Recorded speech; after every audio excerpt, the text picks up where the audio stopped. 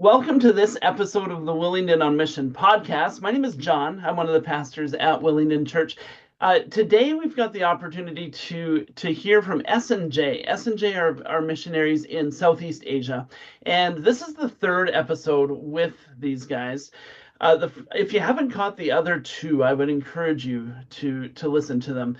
The first episode just gives some history of how they got to the point that they're at right now, and it's a wonderful journey. The second episode talks about their current realities and ministry in Southeast Asia, and then here we are at the third one. So welcome S and J to this podcast episode. Hi. Hi. Thanks for having us back.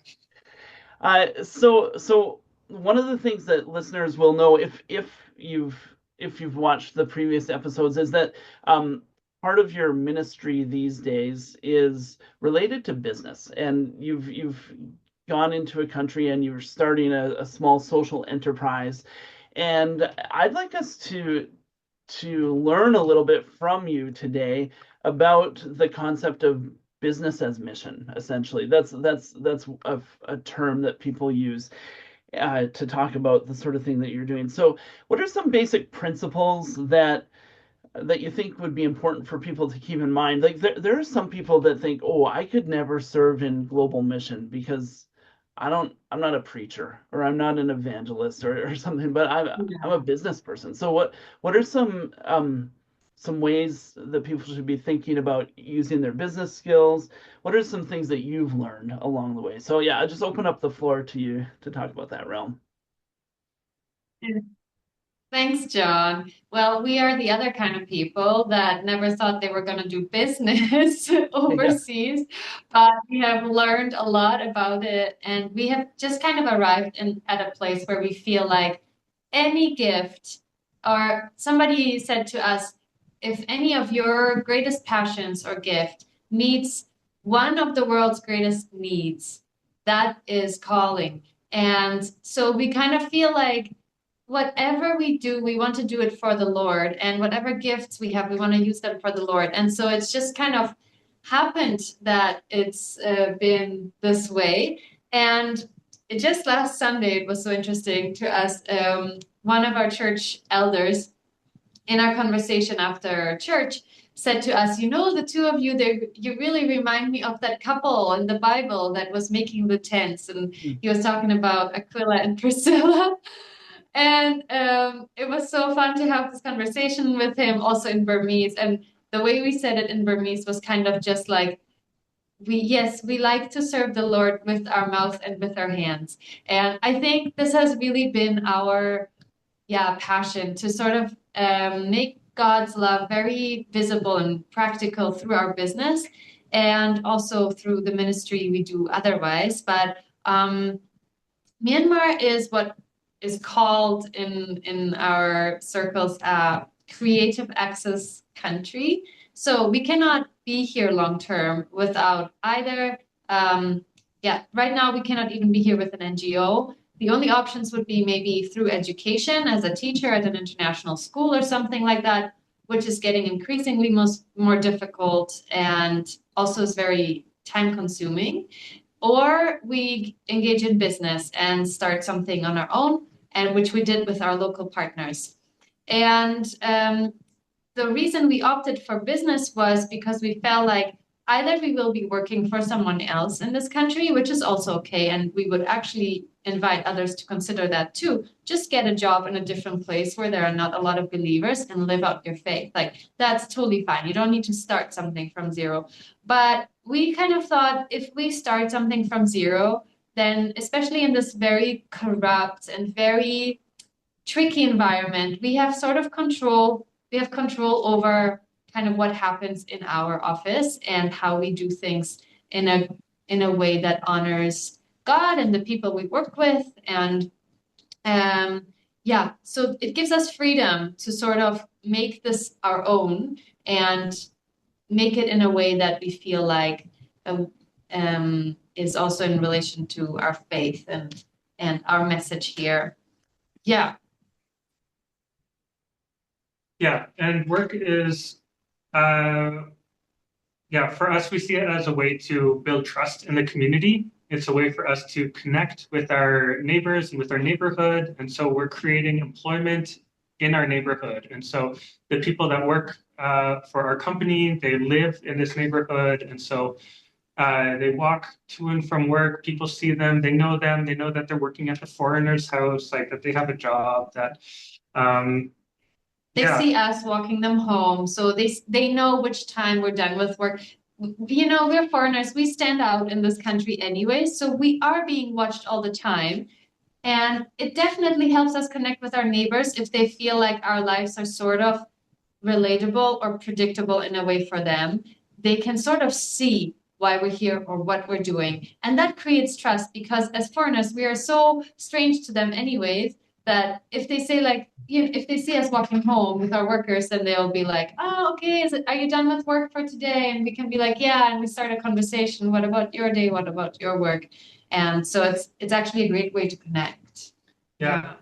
And I think oftentimes people in creative access countries, they kind of go in one of two directions. They either say like work is a platform to be in this country, and they kind of let the work fall by the wayside and they do their ministry. And the other option is to see work as ministry and then to, yeah, really invest in the job. And so for us, we felt like we align more with the idea of like working hard, and we see that in and of itself as a testimony. And especially in such a country as Myanmar, like people have really practical needs. People, I think they live on average on less than $2 a day.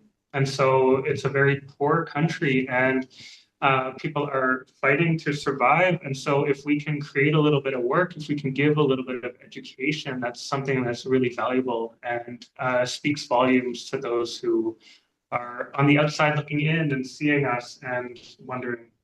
Yeah, and it's been so yeah, it's been just so rewarding for us to hear our own intern or also our co-workers say to us, I love coming to work. Like, I love coming here. And they say this all the time. Like, I feel like it's so special that they feel that way. They just, like, they'll be sitting and working. And then after a few hours, they'll be saying, like, oh, I love this so much. And I'm like, this was my hope. My hope was for you to love coming here. And so this also is really challenging to us in a way because it challenges us as people, like to our work is happening like we live in the same house that we have our office in, so it's split by floors, but still it means like they see us interact with one another, they see us interact with them, they see us every day, and they kind of they can check right away, this is what they say actually true, can we see that in their lives, and oftentimes they've come to us and they kind of, when we're talking about something new to them in the Bible, and they will later say to us, I saw you do that, or I actually like, that's how I felt here and there. And to us, that is the greatest way of how God could use us in our own office space.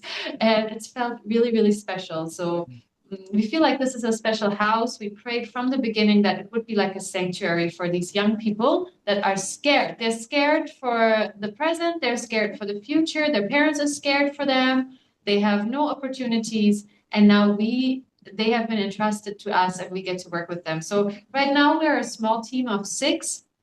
And as we mentioned before, we're making home products, mostly sewing, and then we have some ladies in the market that make rattan things as well for us. And we're a small team of 6, and we're kind of like adding one person per year into our training, and then they can move into a more, fuller position. And so, yeah, it's been exciting to work with them, and we really enjoy our work. And yeah, I think. Yeah.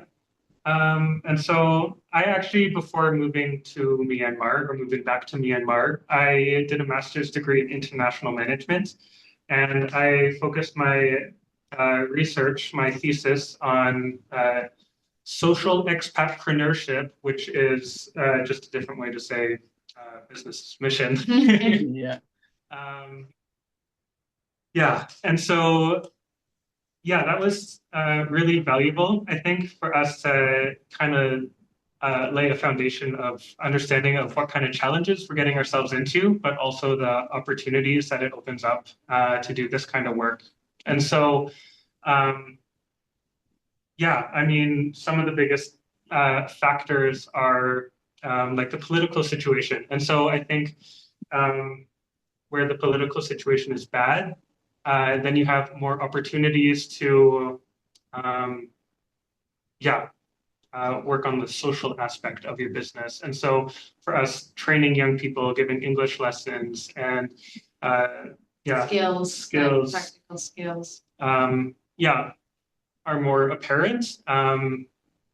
Yeah, and so that's just yeah a very basic thing. And yeah, I think probably I would say the biggest uh, asset to any business mission project for I mean for myself, for us, and for the companies that I researched as well or interviewed for my research. We're all talking about their local partner because we are foreigners and we're moving overseas to a new context, to a new country, to a new language, to a new political, religious situation. Like all of these things are like factors that we have very little. I mean, we gain as much knowledge as we can before we move here, but that's still not the same as having grown up here and been in this context. And so yeah, the most important factor for each of the businesses that I researched were the local partners. And so we started this business with a couple that is from Myanmar. They grew up here and they speak English and they work with other foreigners with their other job. And so they train people in the Burmese language. And so and they're like very strong believers, and like in many ways throughout this whole time and all these ups and downs, they have been like the people that we look to learn from how to deal with certain issues, how to react to certain things. And they have like set such an amazing example to us, even in their faith in Christ, throughout all these ups and downs. So they have been crucial to us, and we're very grateful for how God has brought us together with this couple. They're like a bridge between us Yeah. and the place that we are moving into and reaching out to. And so all this practical stuff, like the paperwork and like the legal things, they are taking care of those kind of things and then helping us with the language and connections. And they found this office and house that we're renting. And so before we even moved to Myanmar, they had already like signed the contract on our behalf, and it took some figuring out, but we sent them some money to pay for that. And like just all of these things, like they are a bridge between ourselves and this place. And so, yeah, it's been such a blessing. Like we could not do this without them. Yeah. And yeah, it was really cool, like how God brought us together and brought us to the point of like working together as well. And so, yeah, that's just, it's beautiful how God has orchestrated that. Yeah. But I also feel like, so business is business is a big part of our everyday life and ministry, but it was very important for us from the beginning that this is also somehow tied to the local church.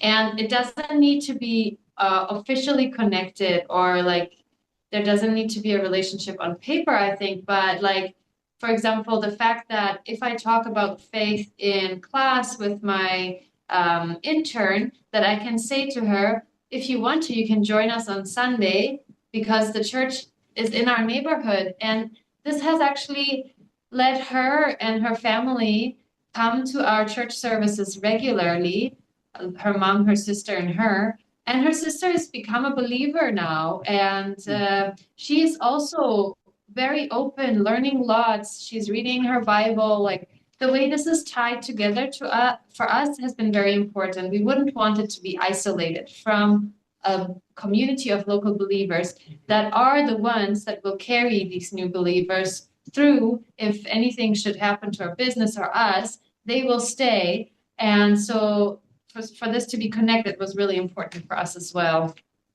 Yeah. Good. Yeah.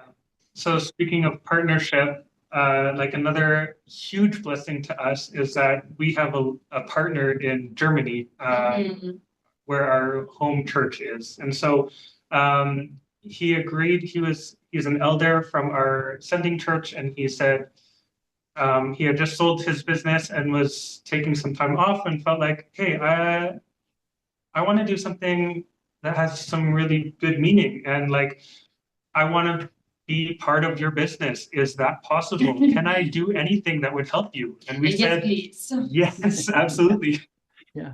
And so, yeah, he started a business in Germany. And so the products that we're making, he is purchasing in Germany and selling them locally in Germany. Yeah. And so, yeah, it's just such a blessing to have somebody in Germany who has business expertise, who knows the German market and has a passion and a vision for the same thing that we do. And Yeah.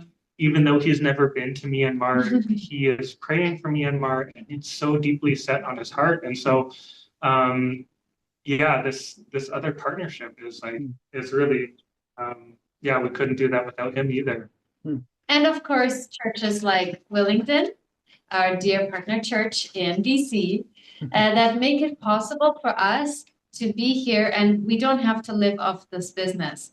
So because we're financially supported and we are prayed for and carried through this, we can actually make this business work for the locals, and we don't have to have any share in it or part of we don't depend on it financially at all. So I think all of these things that we just mentioned, they sort of need to work together to make something like this possible, especially in a context like Myanmar. But it also ends up being a huge opportunity in many ways. We have really, really enjoyed this and still feel like, wow, the way in which God is allowing us to use this business is amazing. Yeah. We would have not expected that. Yeah, that's awesome. So thank you. So you've taught me a new word, social expatpreneurship. Thank you. That's helpful. And I don't know if it's helpful. did you make it up, or Depending. is that actually a term that people use? Expatpreneurship, I've seen in other research papers, but then adding the social aspect, I think, I don't know if I had seen that anywhere else or just threw that in there. Yeah, nice. Love it. So thanks. I'm guessing that this has sparked some people's interest and thoughts and ideas. So that's super helpful, and especially the concept of partnership and the multiple levels of partnership that you guys have. That's a helpful thing to think through. It's clear that you're not in this just on your own, and it probably wouldn't be possible or not nearly as effective if you were just No, not at all. It wouldn't be possible. Yeah. yeah. So cool. Thanks. So that brings us to the end of this particular episode 3 with S and J. And we're going to have one more of these episodes next week. So stay tuned. God bless you all. Thank you.